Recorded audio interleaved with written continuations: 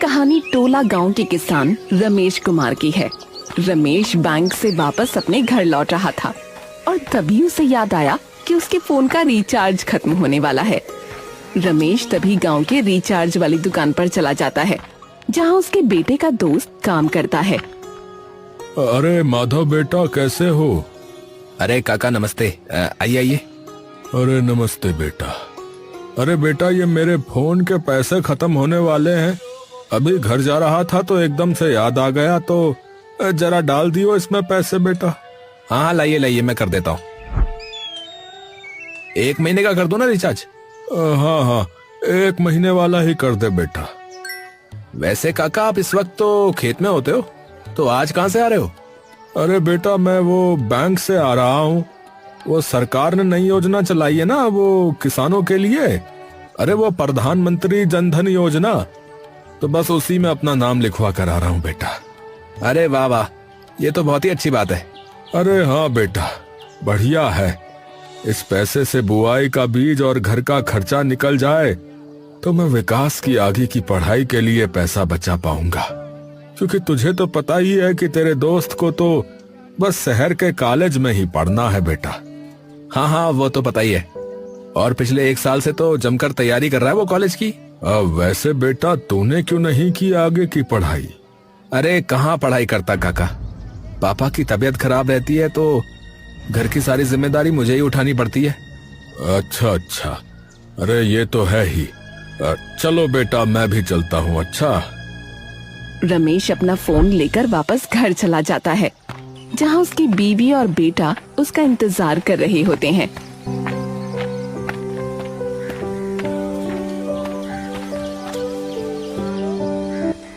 आ गए पापा? लिखवा है नाम? हाँ हाँ भाई, लिखवा आया। अरे वाह विक्कू, अब तो तेरे कॉलेज के लिए पैसे हो ही जाएंगे। हाँ। अरे पर उससे पहले पेपर तो दे आ कॉलेज का। पहले तेरा नाम आएगा, उसके बाद फीस देनी होगी। अरे उसकी चिंता मत करो पापा, मैंने इतनी अच्छे से पढ़ाई की हुई है कि नाम तो आ ही जाएगा। चलो फिर ठीक है। कुछ दिनों बाद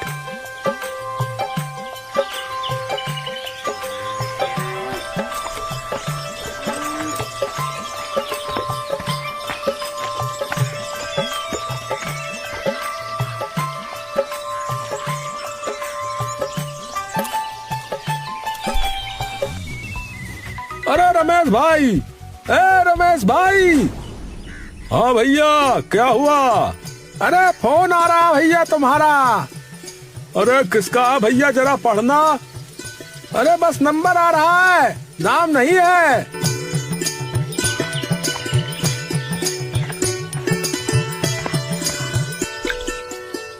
हेलो हेलो। हेलो, क्या मेरी बात रमेश कुमार जी से हो रही है? जी जी हाँ, मैं ही बात कर रहा हूँ, बताइए। जी देखिए, मैं जिला कृषि विभाग से बात कर रहा हूँ। क्या आपने प्रधानमंत्री जनधन योजना के लिए अपना नाम लिखवाया था? जी जी जी हाँ, लिखवाया था जी। पर हुआ क्या? घबराइए मत, बस एक छोटा सा वेरिफिकेशन करना है। आपके मोबाइल पर अभी एक नंबर आएगा, वो मुझे पढ़कर बता दीजिए। बस फिर आपका खाता इस योजना में जुड़ जाएगा। अच्छा अच्छा, बताइए। जी, आपके फोन पर एक नंबर आया होगा, क्या आप मुझे वो बता सकते हैं? रमेश अपना फोन देखता है।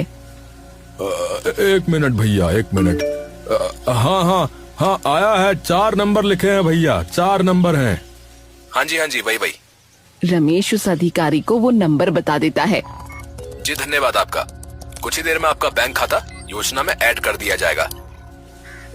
जी जी। रमेश वापस अपने घर आता है।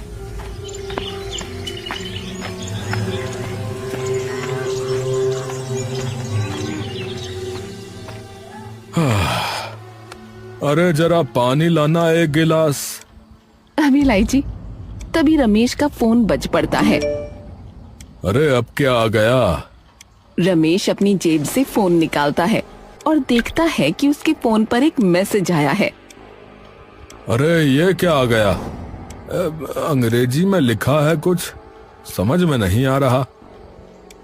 अरे विकास, अरे भाई विक्कू, अरे कहाँ है?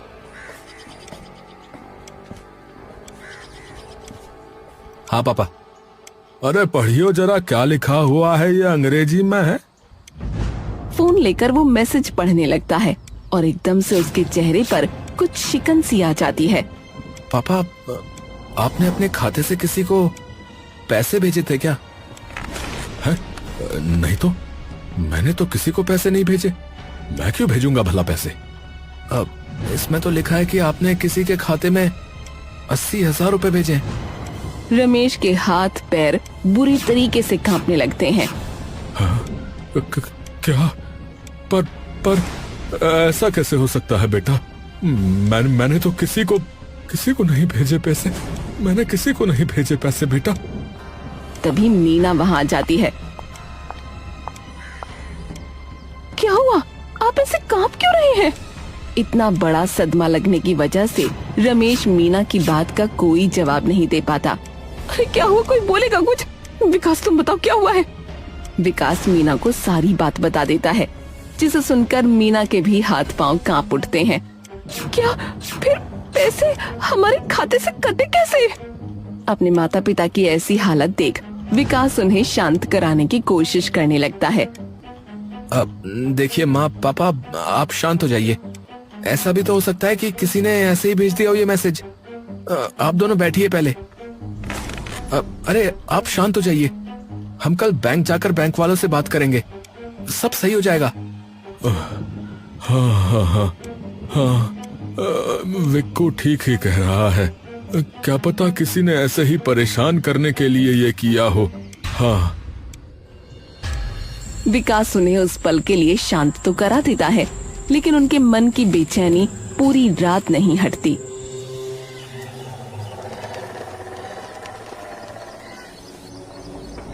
और अगली सुबह होते ही विकास और रमेश तुरंत बैंक चले जाते हैं। जी बताइए। जी हमें पूछना था कि कल मेरे पापा के फोन पर ना एक मैसेज आया था कि उनके खाते से ना कई रुपए कटे। तो बस वही पूछना था कि क्या सच में पैसे कटे, क्योंकि मेरे पापा ने तो किसी को भी पैसे नहीं भेजे और ना ही निकाले। बैंक कर्मचारी कुछ देर के लिए उन्हें गंभीरता से देखता रहता है। अपना खाता नंबर बताइए, मैं देखता हूँ। रमेश अपना खाता नंबर बता देता है।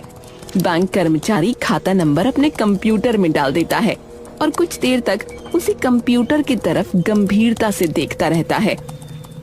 क्या हुआ भाई साहब? जी हाँ, कल आपके खाते से 80,000 किसी को भेजे तो गए। यहाँ तो डेबिट दिखा रहा है। ये सुनते ही रमेश बुरे तरीके से टूट जाता है। क्या? नहीं नहीं नहीं, हे भगवान, ये क्या हो गया? अब हमारा क्या होगा? हमारे पास तो ले देकर बस इतने ही पैसे थे। अब तेरी पढ़ाई का क्या होगा आगे की? अरे पापा संभालिए खुद को, आप उठिए पहले। विकास रमेश को उठाकर एक तरफ बिठा देता है और वापस उस बैंक कर्मचारी के पास चला जाता है। देखिए सर, मेरे पापा ने किसी को पैसे नहीं भेजे और ना ही खाते से पैसे निकाले, तो फिर पैसे कट कैसे गए? सरकारी कर्मचारी कुछ देर तक गंभीरता से सोचता रहता है। देखिए, आप एक बार अपने पापा से ये पूछिए कि क्या उन्होंने अपने खाते का नंबर किसी और को बताया था, या उनके फोन पर कोई मैसेज आया हो, या कोई फोन आया हो। जी मैं अभी पूछता हूँ। विकास अपने पापा के पास चला जाता है। पापा एक बात बताओ, पैसे कटने से पहले आपके पास कोई मैसेज या कोई फोन वोन तो नहीं आया था ना, जिसने आपसे पैसों की या खाते की कोई बात की हो? पैसे की तो कोई बात नहीं की बेटा किसी ने, लेकिन हाँ, कृषि विभाग से किसी अफसर का फोन आया था। वो कह रहा था कि मेरा खाता जनधन योजना से जोड़ने के लिए एक नंबर आएगा मेरे फोन पर, तो वो उसे बता दूं। तो वो मैंने बताया था उसे बस। ये सुनते ही विकास आधी बात समझ जाता है और तुरंत उस बैंक कर्मचारी के पास जाकर सारी बात उन्हें बता देता है।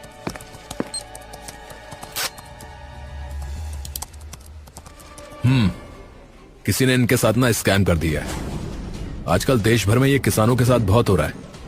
ज्यादातर किसान इतने पढ़े लिखे होते नहीं है, तो लोग उनके भोलेपन का फायदा उठाकर इसी तरीके से उनसे पैसे निकलवा लेते हैं। तो सर अब क्या करें? देखो एक काम करो, अब इसकी कंप्लेंट साइबर डिपार्टमेंट में करनी पड़ेगी, वही कुछ कर सकते हैं। पर वो कैसे करेंगे सर? साइबर सेल तो शहर में होगा ना। उसकी चिंता मत करो, सबसे पहले तो गांव के ही पुलिस स्टेशन में जाओ और इसकी रिपोर्ट दर्ज कराओ। कंप्लेंट दर्ज होने के बाद पुलिस अपने आप ये केस साइबर वालों को भेज देगी और वे तुरंत जांच पड़ताल शुरू कर देंगे। विकास तुरंत रमेश को लेकर थाने चला जाता है और रिपोर्ट दर्ज करा देता है। ठीक है जी, मैंने कंप्लेंट लिख ली है, पर कुछ चीजें अगर आप बता सकते हो तो अच्छा होगा। जी सर बताइए। क्या आपके पास अभी भी वो नंबर है जिससे वो कॉल आया था? जी इंस्पेक्टर साहब, मेरे फोन पर ही आया था कल सुबह जब मैं खेत पर था। ठीक है, वो नंबर बता दीजिए हमें। रमेश उन्हें वो नंबर लिखवा देता है। उस इंसान ने अपना नाम या कुछ और बताया था आपको? नहीं इंस्पेक्टर साहब, और कुछ तो नहीं बताया उसने, बस इतना ही कहा था कि वो कृषि विभाग से बात कर रहा है। ठीक है, हमें जैसे ही कुछ पता लगता है तो हम आपको तुरंत बताएंगे। आप लोग जा सकते हैं अभी। रमेश और विकास सर झुकाकर वापस आ जाते हैं।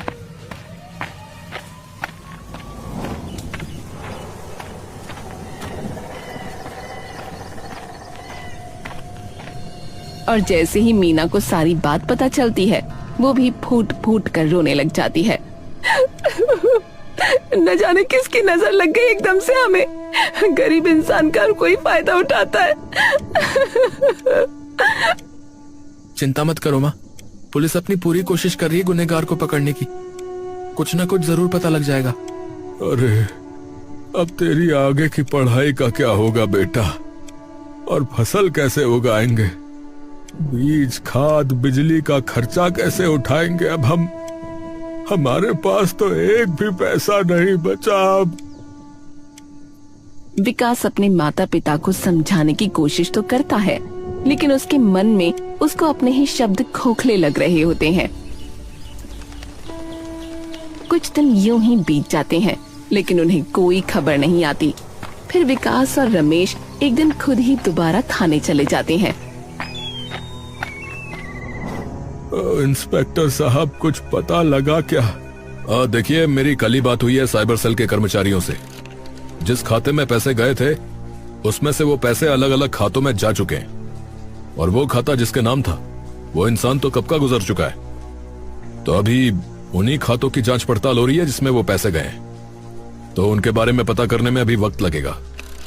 हमें माफ करिए। ये सुनते ही रमेश एकदम बिखर जाता है और बिना कुछ कहे बाहर चला जाता है। विकास भी उसके पीछे पीछे आ जाता है। पापा, भगवान पर भरोसा रखिए, सब सही होगा। विकास उसे घर ले जाता है और वापस बाहर जाने लगता है। तू कहाँ जा रहा है बेटा? चिंता मत करो माँ, मैं कुछ देर में वापस आ जाऊंगा। विकास बाहर निकल जाता है। उसके मन में गुस्सा और आक्रोश भरा होता है। पुलिस कुछ करे या ना करे, लेकिन मैं पता लगा कर रहूंगा कि ये किसने किया है। पर अब करूं क्या? हाँ, एक काम करता हूँ, बैंक में जाकर उस खाते के बारे में पूछता हूँ कि वो खाता आखिर था किसका और कहाँ खुलवाया गया था। शायद कुछ पता लग जाए। विकास सीधा बैंक चला जाता है। अरे साहब, मेरे खाते में से किसी ने 60,000 रुपया निकाल लिया है।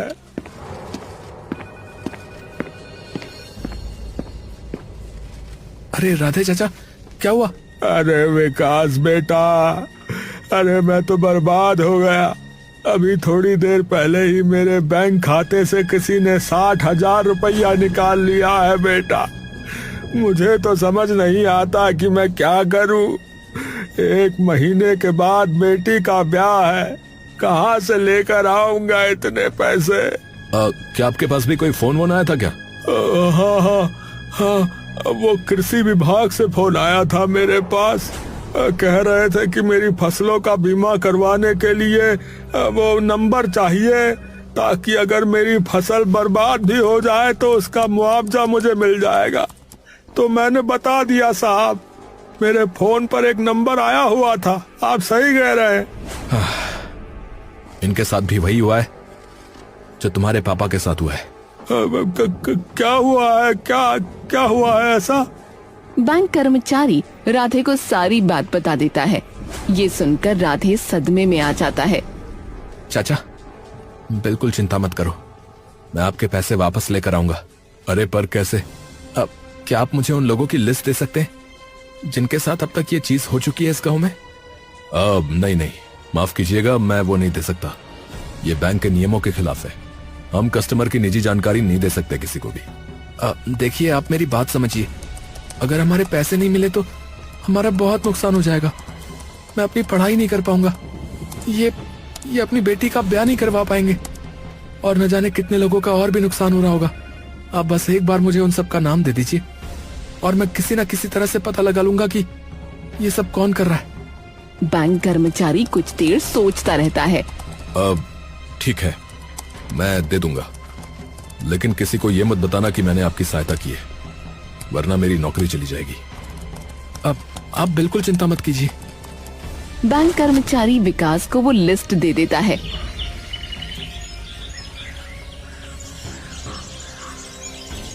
विकास के घर पर 5-6 किसान बैठे हुए हैं। रमेश और मीना भी वहीं बैठे हैं और विकास सबके सामने खड़ा है। देखिए, मुझे लगभग सारी बात पता है कि आप लोगों के साथ क्या हुआ है। बिना आपकी मर्जी के आपके हाथों में से पैसे निकाल लिए गए, तो मैंने इसी वजह से आप सभी लोगों को यहाँ इकट्ठा किया है ताकि हम इस समस्या का हल निकाल सकें। पर करेंगे क्या बेटा? सबसे पहले आप लोग ये बताइए कि क्या आपसे किसी ने कोई नंबर मांगा था, और अगर मांगा था तो क्या कहकर मांगा था? अरे भाई, मैंने ट्रैक्टर खरीदने के लिए सरकार की जो वो सब्सिडी वाली योजना नहीं होती है, उसमें आवेदन किया था। तो एक आदमी का फोन आया था। अब वो कहने लगा कि कृषि दफ्तर से बोल रहा हूँ और तुम्हारे आवेदन की जांच चल रही है। बोला कि बस आखिरी वेरिफिकेशन बाकी है और अभी तुम्हारे फोन पर एक नंबर आएगा, तो वो नंबर मैं बता दूंगा तो जांच पूरी हो जाएगी। और मेरे साथ तो पता ही है बेटा तुझे कि क्या हुआ। विकास कुछ देर तक बिल्कुल शांत हो जाता है। क्या हुआ बेटा? पापा, सबके साथ लगभग एक ही तरीके से स्कैम हुआ है। सबसे पहले तो जिन लोगों ने सरकार की किसी योजना के लिए अप्लाई किया था, उन्हीं के साथ ये हुआ है, और वो भी ऐसे लोग जो अधिक पढ़े लिखे नहीं है और जिन्हें पैसों की बहुत जरूरत है, जैसे कि हम।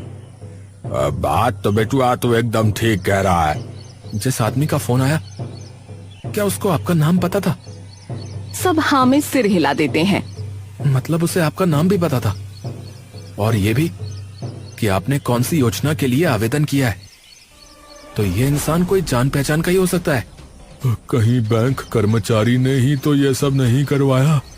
नहीं पापा, उसने नहीं करवाया, क्योंकि यहाँ बैठे 2 किसानों के खाते दूसरे बैंक में हैं। आपके परिवार के अलावा आपने ये बात और किसको बताई थी? तुम्हारे अलावा तो किसी को नहीं पता बेटुआ। हाँ भैया, मेरी जोरू को ही पता है बस। मैंने भी अपने परिवार के अलावा किसी को नहीं बताया। मैंने भी नहीं, और मैंने भी नहीं बताया किसी को।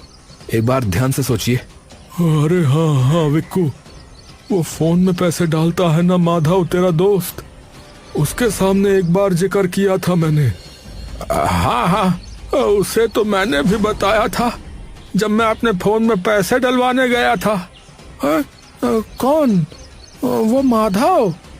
अरे हाँ, अरे उसे तो मैंने भी बताया था। अरे मैंने भी। धीरे धीरे विकास को पता चल जाता है कि सभी ने ये बातें माधव को बताई थीं। मतलब वही है। तो चलकर पकड़ते हैं ना बेटा, कर देते हैं उसे पुलिस के हवाले। बिना सबूत के हम कुछ नहीं कर सकते पापा। तो आप बेटुआ? मेरे पास एक तरकीब है। सब लोग थाने पहुंच जाते हैं। अरे आप सब लोग यहाँ? हमें पता लग चुका है इंस्पेक्टर साहब कि ये कौन कर रहा है, लेकिन इसे साबित करने के लिए हमें आपकी सहायता चाहिए। हाँ बताइए, बिल्कुल सहायता करेंगे, बताइए।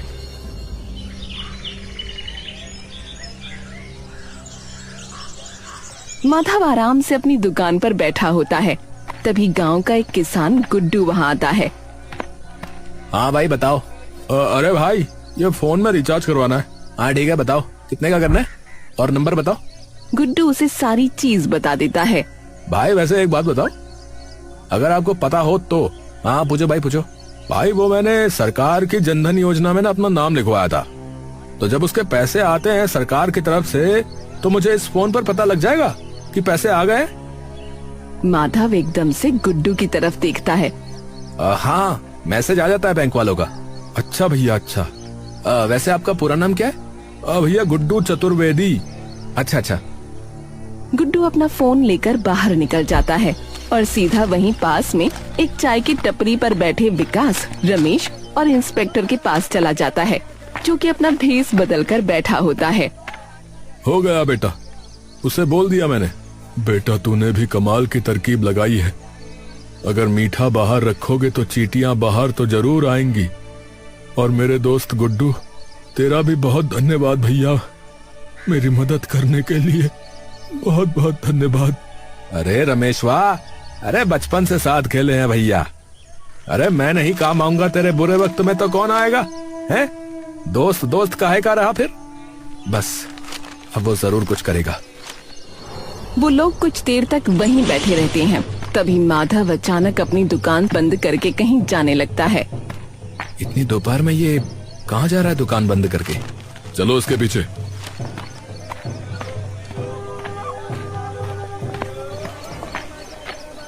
वो सब लोग माधव का पीछा करने लगते हैं।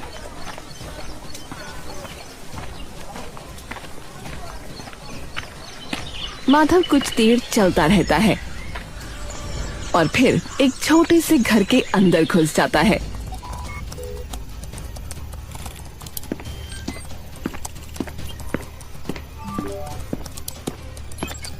अबे ओए, एक और मछली फंस गई आज जाल में। नाम है गुड्डू चतुर्वेदी। जनधन योजना के लिए नाम लिखवाया है। हाँ बता, नंबर उसका बता, मैं भेजता हूँ उसे ओटीपी तब तक। माधव तुरंत गुड्डू को फोन लगा देता है। दूसरी ओर वहीं छुपे हुए गुड्डू का फोन भी बज पड़ता है। बस इतना सबूत बहुत है।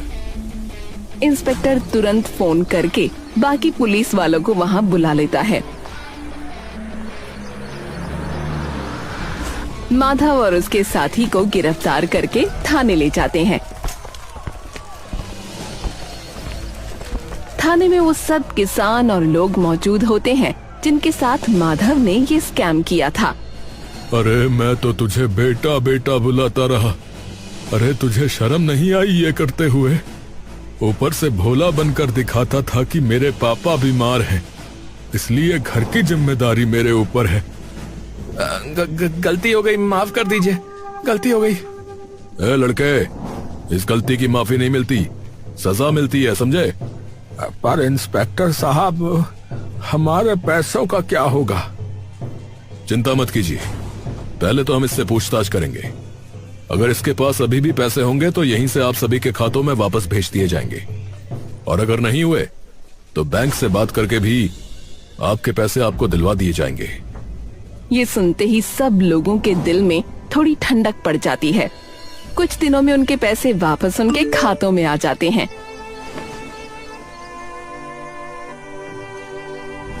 और दूसरी ओर माधव और उसके दोस्त को इस धोखाधड़ी के लिए 7 साल की जेल हो जाती है।